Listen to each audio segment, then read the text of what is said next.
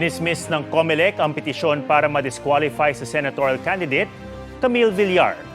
Sa inilabas na dokumento ng COMELEC Committee on Contrabigay, hindi nila nakitang sapat ang mga ebidensya para ituloy ang pagsasampa ng reklamo.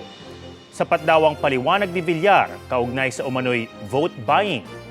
Inisyuhan ng show cause order si Villar kaugnay sa video ng pagdalo niya sa isang aktibidad sa Imus, Cavite kung saan may ipinamigay ng mga premyo sa raffle.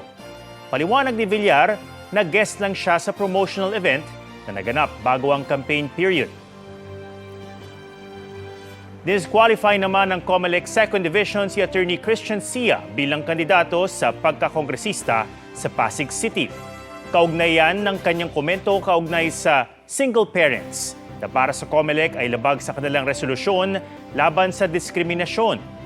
Pwede pang mag-motion for reconsideration si Sia sa COMELEC en banc. Pero kung manalo man sa eleksyon, pinapasuspend ng 2nd Division ang proklamasyon niya hanggang walang final resolution sa kaso. Hininga namin ng pahayag si Sia pero wala pa siyang tugon. Huwag magpahuli sa mga balitang dapat niyong malaman. Mag-subscribe na sa GMA Integrated News sa YouTube.